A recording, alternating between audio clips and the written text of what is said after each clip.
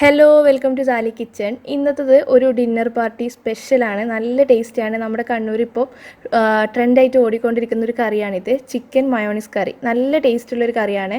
അതിൻ്റെ കൂടെ ഒരു റൊട്ടിയും ഉണ്ടാക്കിയിട്ടുണ്ട്. അപ്പോൾ എങ്ങനെയാണ് ഇത് ചെയ്തെടുക്കാൻ നോക്കാം. ആരെങ്കിലും ഈ ചാനൽ ആദ്യമായിട്ട് കാണുന്നുണ്ടെങ്കിൽ കണ്ടിട്ട് സബ്സ്ക്രൈബ് ചെയ്തിട്ടില്ല എന്നുണ്ടെങ്കിൽ ഈ ഒരു റെഡ് ബട്ടൺ പ്രസ് ചെയ്താൽ നിങ്ങൾക്ക് സബ്സ്ക്രൈബ് ചെയ്യാം. തൊട്ടടുത്തൊരു ബെല്ലൈക്കൺ ഉണ്ട്, അതും കൂടി ക്ലിക്ക് ചെയ്തിട്ട് ഓൾ എന്നുള്ള ഓപ്ഷൻ സെലക്ട് ചെയ്യാം, നോട്ടിഫിക്കേഷൻ കിട്ടാൻ വേണ്ടിയിട്ട്. പിന്നെ ഈ ഒരു വീഡിയോ ഇഷ്ടപ്പെടുകയാണെങ്കിൽ ലൈക്ക് ചെയ്യാനും മറക്കല്ലേ.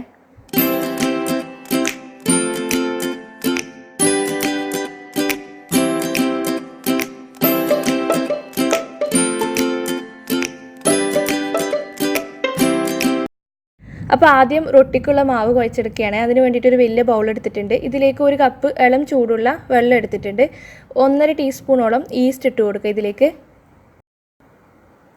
പിന്നെ ഒരു 3 ടീസ്പൂണോളം പഞ്ചസാര ചേർത്ത് കൊടുക്കുന്നുണ്ട്.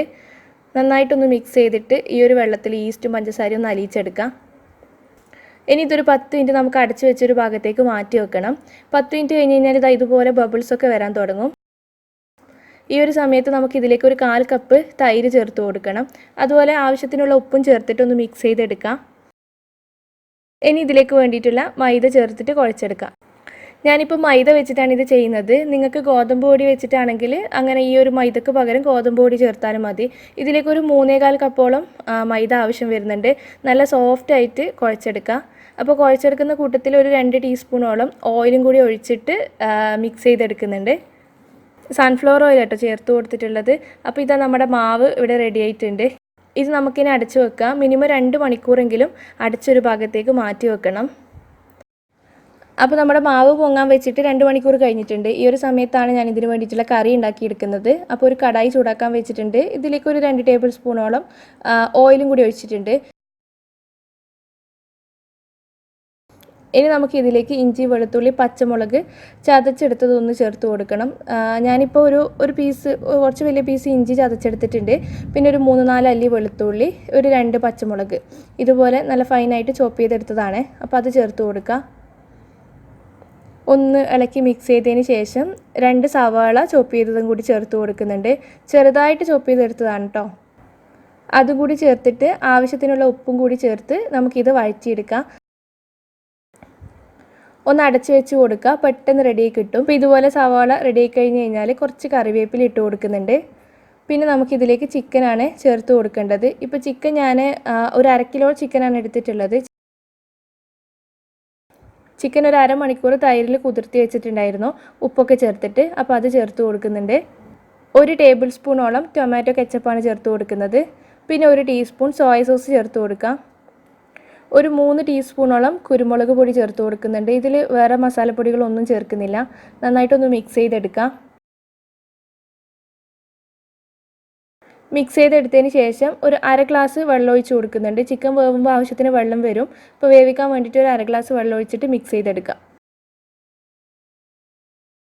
ആവശ്യത്തിനുള്ള ഉപ്പൊക്കെ ചേർത്തിട്ടുണ്ടാവണം. നമുക്കിത് അടച്ച് വെച്ചിട്ട് ചിക്കൻ വേവിച്ചെടുക്കാം. അപ്പോൾ ഈ ഒരു സമയത്ത് നമുക്ക് റൊട്ടി ഉണ്ടാക്കിയെടുക്കാം. നമ്മൾ റെസ്റ്റ് ചെയ്യാൻ വെച്ച മാവാണിത്. അത്യാവശ്യം നന്നായിട്ട് പൊങ്ങി വന്നിട്ടുണ്ട്. ഇതിലേക്ക് കുറച്ച് പൊടി വിതറിയിട്ട് നല്ല സോഫ്റ്റായിട്ടൊന്ന് കുഴച്ചെടുക്കാം. ചപ്പാത്തിനേക്കാളും കുറച്ച് വലിയ വലിപ്പത്തിലാക്കിയെടുക്കണം. ഇതുപോലെ എല്ലാം ബോൾസാക്കി മാറ്റി വെക്കാം. കുറച്ച് പൊടി വിതറിയതിന് ശേഷം നമുക്കിത് പരത്തിയെടുക്കാം. കുറച്ച് കട്ടിയിൽ പരത്തിയെടുക്കണം. നല്ല നൈസായിട്ട് തിന്നായിട്ട് പരത്തിയെടുക്കരുത്. ഈ ഒരു തിക്നെസ് കൊടുക്കണം. സൈസ് അല്പം കുറവായിരിക്കും, എന്നാലും കുറച്ച് കട്ടിയിൽ പരത്തിയെടുക്കുക. എന്നാലും നമ്മൾ വിചാരിച്ച പോലെ പൊങ്ങി നല്ല സോഫ്റ്റായിട്ട് കിട്ടുള്ളൂ ഉൾഭാഗം. അപ്പോൾ ഇതുപോലെ തന്നെ എല്ലാം പരത്തിയെടുക്കുന്നുണ്ട്.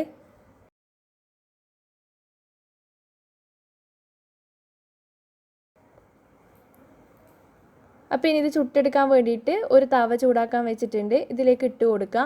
ഒരു ഭാഗം ഒന്ന് അങ്ങ് കുക്കായി തുടങ്ങുമ്പോൾ ഒന്ന് മറിച്ചിട്ട് കൊടുക്കുക.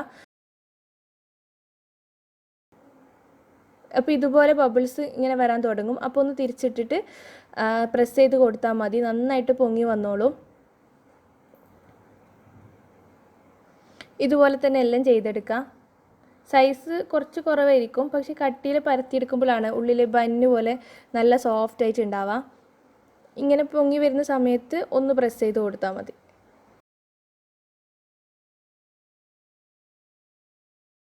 ഈ ഒരു സമയത്ത് നമ്മുടെ ചിക്കൻ നന്നായിട്ട് വെന്ത് വന്നിട്ടുണ്ട്. അപ്പോൾ ഒന്ന് മിക്സ് ചെയ്തതിന് ശേഷം നമുക്ക് ഫ്ലെയിം ഓഫ് ചെയ്തിടാം. എന്നിട്ട് ഈ ഒരു തിളയൊക്കെ മാറി ജസ്റ്റ് ഒന്ന് ചൂടാറുന്ന സമയത്താണ് നമ്മൾ ഇതിലേക്ക് മയോണൈസ് ചേർക്കുന്നത്. അപ്പോൾ മയോണൈസ് ചേർക്കുന്ന സമയത്ത് പിന്നെ മയോണൈസ് നല്ല കട്ടി വേണ്ട, ആ ഒരു കട്ടി ആവാൻ പോകുന്ന ആ ഒരു പരുവുണ്ടല്ലോ, ആ ഒരു സമയത്ത് ഓഫ് ചെയ്തിട്ടാൽ മതി. കുറച്ച് ലൂസായിട്ടുള്ള മയോണൈസാണ് ഇതിലേക്ക് ചേർക്കേണ്ടത്. നമ്മൾ നല്ല കട്ടിയുള്ള മയോണൈസ് ചേർത്ത് കഴിഞ്ഞാൽ ഒരുപാട് ഓയിൽ കൂടിപ്പോകും നമ്മുടെ കറിയിൽ. മയോണൈസിൻ്റെ ആ ഒരു ടേസ്റ്റ് വരണം. അപ്പോൾ അതിന് വേണ്ടിയിട്ടാണ് നമ്മൾ ഇതിലേക്ക് മയോണൈസ് ചേർക്കുന്നത്. മയോണൈസ് ഉണ്ടാക്കുന്ന റെസിപ്പി ഞാൻ അപ്ലോഡ് ചെയ്തിട്ടുണ്ട്, ഡിസ്ക്രിപ്ഷൻ ബോക്സിൽ ലിങ്ക് കൊടുക്കുക. നന്നായിട്ടൊന്ന് മിക്സ് ചെയ്ത് യോജിപ്പിച്ചെടുക്കുക. അവസാനം കുറച്ച് മല്ലിയിലയും കൂടി ഇട്ട് കൊടുക്കുന്നുണ്ട്. ഇപ്പോൾ ഫ്ലെയിം ഓഫ് ചെയ്തിട്ടാണ് നമ്മൾ മിക്സ് ചെയ്തെടുക്കുന്നത്. നമ്മുടെ കറിയുടെ ഫൈനൽ ലുക്ക് ഇങ്ങനെയാണ്. നല്ല ടേസ്റ്റി ആയിട്ടുള്ളൊരു കറിയാണ്. നല്ല സോസിയാണ്. നമ്മൾ സോയ സോസും കെച്ചപ്പും പിന്നെ മയോണൈസൊക്കെ ചേർത്തതുകൊണ്ട് പ്രത്യേക ഒരു ടേസ്റ്റാണ്. അപ്പോൾ എന്തായാലും ട്രൈ ചെയ്ത് നോക്കുക. പിന്നെ അധികം പൊടികളൊന്നും നമ്മൾ ഇതിലേക്ക് ചേർത്തിട്ടില്ല, മസാലപ്പൊടികളൊന്നും ചേർത്തിട്ടില്ല, കുരുമുളക് മാത്രമേ ഉള്ളൂ. അപ്പോൾ എന്തായാലും കുട്ടികൾക്കായാലും എല്ലാവർക്കും ഇഷ്ടപ്പെടും. നല്ല കോമ്പിനേഷനാണ് ഈ ഒരു റൊട്ടിയായിട്ട്. അപ്പോൾ ട്രൈ ചെയ്ത് നോക്കിയിട്ട് ഫീഡ്ബാക്ക് അറിയിക്കണം. വീഡിയോ നിങ്ങൾക്ക് ഇഷ്ടപ്പെടുകയാണെങ്കിൽ ലൈക്ക് ചെയ്യാനും ഷെയർ ചെയ്യാനൊന്നും മറക്കരുത്. താങ്ക്